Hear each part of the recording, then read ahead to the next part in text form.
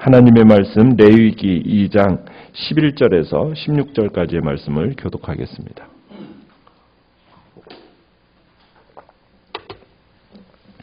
레위기 2장 11절에서 16절까지입니다. 너희가 여호와께 드리는 모든 소제물에는 누룩을 넣지 말지니 너희가 누룩이나 꿀을 여호와께 화제로 드려 사르지 못할지니라.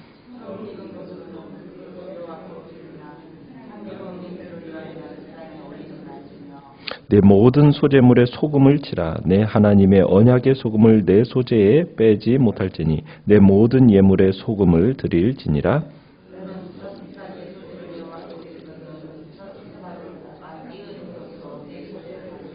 그 위에 기름을 붓고 그 위에 유향을 더할지니 이는 소제니라.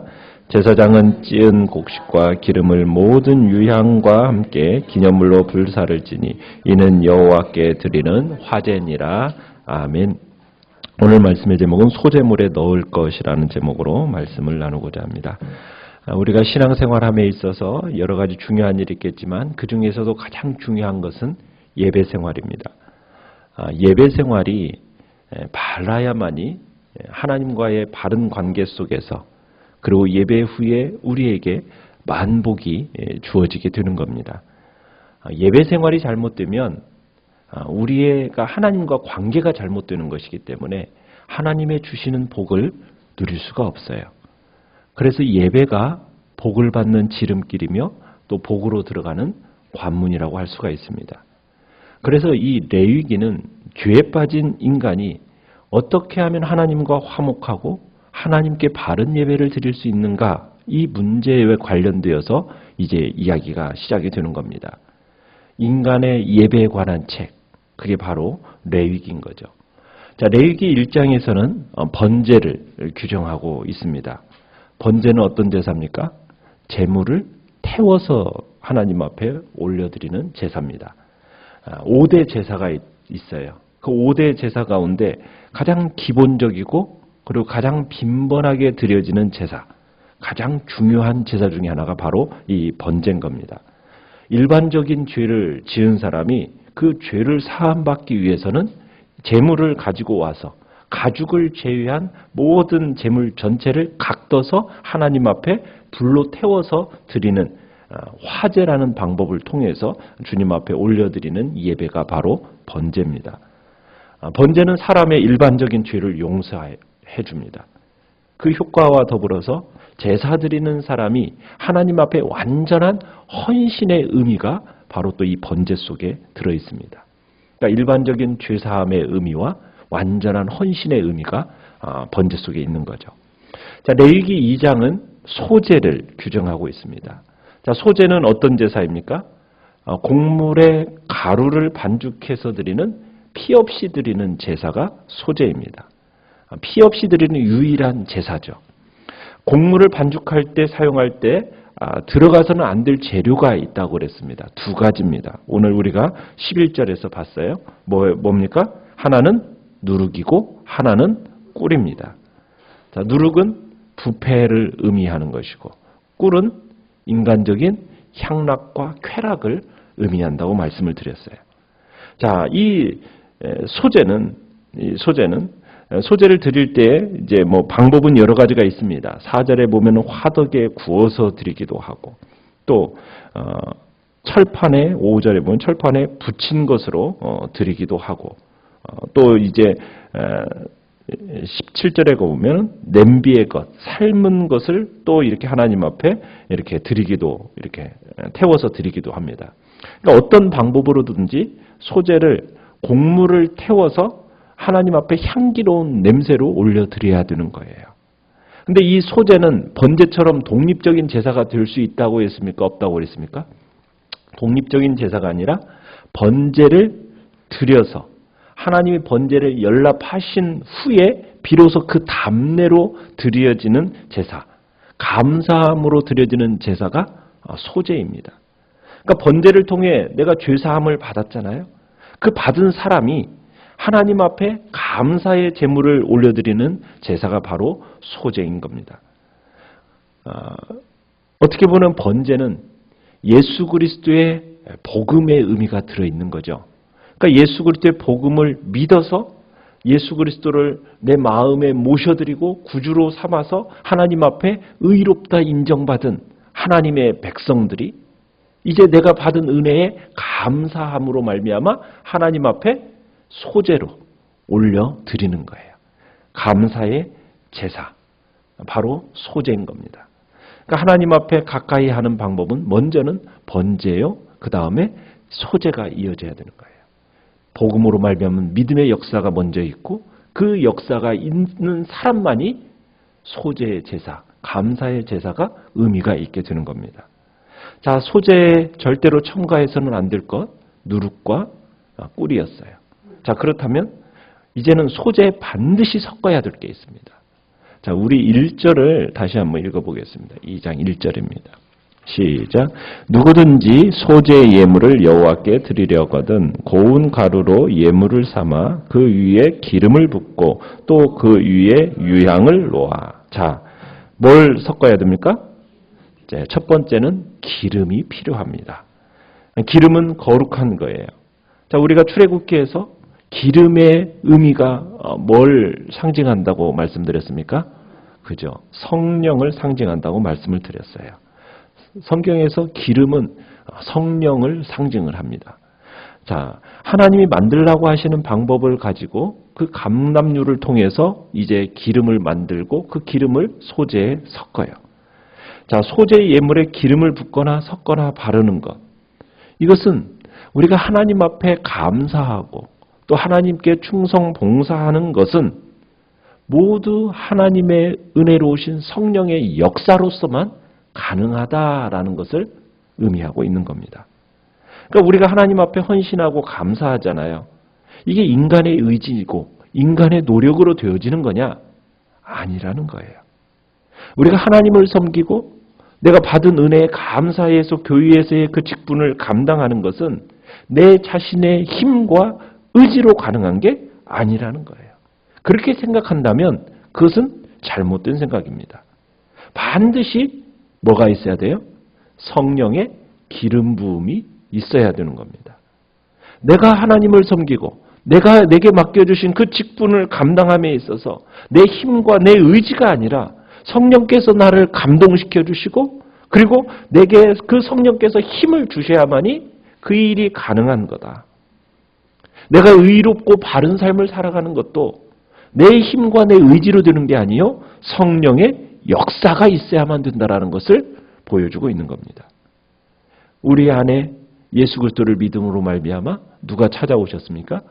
성령께서 찾아오셨고 내 안에 성령께서 내주하심으로 말미암아 그 성령님 내 안에 충만하시고 그 충만한 성령께서 내 마음에 감동을 주시고 은혜를 주시고 인도하셔서 내가 바른 길로 바른 삶을 살 수 있도록 도와주시는 것. 그게 누가 하시는 일이라고요? 성령의 역사로 가능하다라는 것. 우리가 성화가 되어진다 간다는 것은 성령의 역사로 말미암아 가능하다라는 것을 우리에게 보여주고 있는 겁니다. 우리가 하나님 앞에 감사하는 것도 마찬가지예요. 우리가 감사하는 마음이 이렇게 막 잘 듭니까?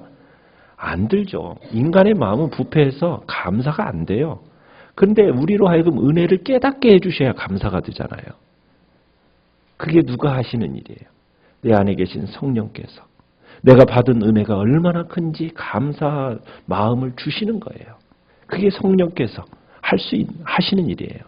그 성령의 감동이 없으면 우리는 감사할 수가 없습니다. 인간적인 생각과 인간적인 방법으로 하려고 할 때 반드시 문제가 일어나고 실패하게 되는 겁니다. 그렇기 때문에 우리는 항상 주님 앞에 감사하거나 어떠한 주님의 일을 감당할 때 먼저 말씀과 기도로 내가 성령의 능력을 구하고 성령의 인도하심을 우리가 구하며 가야 되는 겁니다. 성령의 도우심이 아니고서는 우리는 거룩한 삶을 살 수 없습니다. 우리 자신은 믿을 게 못 됩니다. 성령의 도우심이 있을 때 바르게 살 수 있습니다. 자, 또 필요한 게 뭐예요? 유향입니다. 그죠? 유향. 자, 소제 예물을 드릴 때 그 위에 기름 붓고 또 그 위에 무엇을 놓으라고요? 유향을 놓으라. 유향이라는 것은 유향나무가 있습니다. 유향나무에 흠을 딱 내면 진액이 나와요. 그럼 그 진액을 받아서 가루로 말려요. 그럼 그 가루로 말려진 그 유향을 이제 놓으라는 거예요. 그 유향을 불에 태우거나 가열하면은 향기로운 냄새가 나는 겁니다. 그러면 이 유향을 제물 위에 놓은 것은 제물에게서 뭐가 나오도록 아름다운 냄새를 풍기도록 하기 위해서 지금 유향을 놓으라는 거예요. 그러니까 유향을 태우면 거기서 하얀 연기가 나오면서 그 연기가 하나님 앞에 향기로운 제사가 된다라는 거예요. 하나님께서 기뻐하시는 제물이 되게 하기 위해서는 그 제물에 아름다운 향기가 풍겨나도록 해야 된다는 거예요. 자, 그러면 이 유향이라는 것이 뭘 의미하는 걸까? 그 유향이라는 것이 어떻게 하면 우리의 제사가 하나님 앞에서 향기로운 제물이 될 수 있도록 만들어주는 것, 이 유향이 뭘까? 이 유향이라는 건 바로 예수 그리스도의 중보의 기도를 의미합니다. 자, 예수 그리스도께서 이 땅에 오셔서 십자가에 달려 죽으시고 부활하신 후 지금 어디 계시죠? 하나님 보좌 우편에 앉아 계십니다. 자, 거기에서 무엇을 하고 계십니까? 우리를 위하여 중보 기도를 하고 계십니다. 우리를 위해서 간구하고 계시는 거예요. 우리를 위해서 중보하고 계시는 그 기도로 말미암아 우리의 제사가 하나님 앞에 향기로운 제물로 올려지게 된다는 거예요. 우리는 하나님 앞에 정말 거룩하게 살고 의롭게 살고 싶죠. 그렇지만 우리가 그렇게 살아가는 데 있어서 흔들림 없이 실패함 없이 살아갈 수 있습니까? 없습니까? 자꾸 실패해요. 그런데 우리로 하여금 영원히 넘어지지 않도록 우리로 하여금 우리가 하나님 앞에 올려드리는 이 제사와 제물이 하나님이 흠양하시도록 받아주는 유일한 근거는 뭐냐면 그 예수 그리스도께서 우리를 위해서 뭘 하고 계시기 때문에 중보 기도를 해주시기 때문에 이 일이 가능하다는 겁니다. 그러니까 예수 그리스도의 중보 기도를 통해서 우리의 제사를 하나님이 향기로운 냄새로 받아주시고 넘어진 자 가운데서 다시 일으켜주시는 일이 가능하다는 거예요. 여러분, 신앙에 넘어지고 기도에 넘어지고 때로는 우리의 윤리적이고 도덕적인 삶에서 넘어질 때 우리는 다시 일어나야 됩니다. 무엇을 힘입어서? 예수 그리스도의 힘과 능력을 힘입어서 다시 일어나야 돼요. 의인은 7번 넘어질지라도 다시 일어나는 사람이에요. 우리가 거룩한 삶을 살고 싶을 때 바로 성령의 도우심이 필요한 거고 그리고 예수 그리스도의 중보의 기도가 필요한 겁니다. 이 두 가지가 절대적으로 필요해요. 우리의 힘으로 되는 게 아니거든요. 그래서 우리는 성령의 그 충만함을 정말 간구하며 나아가고 우리를 위하여 기도하시는 그 중보의 기도를 의지함으로 우리는 이 땅을 살아가는 겁니다. 예수 믿고 의로운 삶을 살아가는 유일한 근거가 바로 하나님 앞에서의 그 성령의 충만, 성령의 기름 부으심과 그리고 예수 그리스도의 중보 기도라는 것을 생각하는 겁니다. 자, 그런데 이 소제물에 또 첨가되는 게 또 하나 제일 중요한 게 있습니다. 13절입니다. 우리 같이 한번 읽어보겠습니다. 시작. 내 모든 소제물에 소금을 치라. 내 하나님의 언약의 소금을 내 소제에 빼지 못할지니 내 모든 예물에 소금을 드릴지니라. 자, 여기에 뭘 치라고요? 소금을 치래. 소금. 왜 소금을 칠까요? 맛을 내려고. 하나님이 좀 간간하게 드시나요? 이 소금의 의미가 지금 하나님께서 왜 소금을 치라고 할까? 거기에 이제 나오는 말씀 중에 이렇겠죠. 내 하나님의 언약의 소금이다. 이렇게 표현을 하고 있어요. 언약의 소금이다.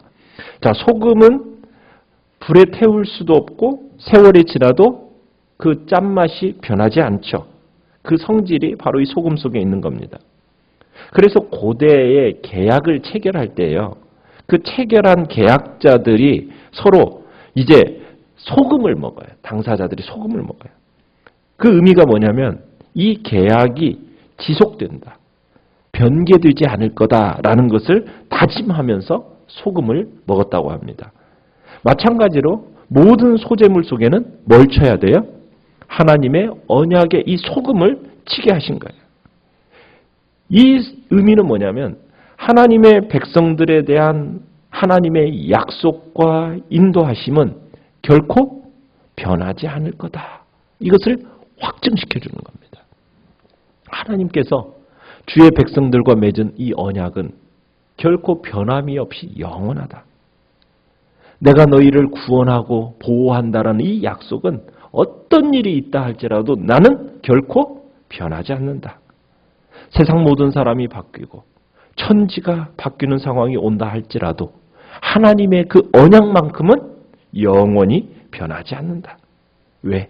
하나님이 영원히 변하지 않는 어제나 오늘이나 영원토록 동일하신 분이시기 때문에 어떤 상황 속에서도 자신의 그 언약을 반드시 지킬 능력이 그 바로 주님께 있기 때문에 그래서 하나님은 이스라엘 백성들과 언약을 맺을 때 항상 소금 언약이라는 이 단어를 씁니다. 여기서도 마찬가지 언약의 소금이라고 한 것처럼 이제 우리가 성경 말씀 속에 보면 소금 언약이라는 단어를 여기저기서 쓰는 것을 보게 돼요. 그러니까 하나님은 변함없이 언약을 계속 지켜나갈 것이기 때문에 언약을 맺을 때 이 언약은 절대로 변하지 않는다라는 것. 이것을 나타내기 위해서 소금 언약이라고 하시는 거죠. 자, 모든 소재물에 소금을 치게 하시는 것. 변함없으신 당신의 언약의 불변하심을 확증하는 것. 그 하나님께서 이제 우리 성도들로 하여금 깨달아 알도록 하는 건 뭐냐?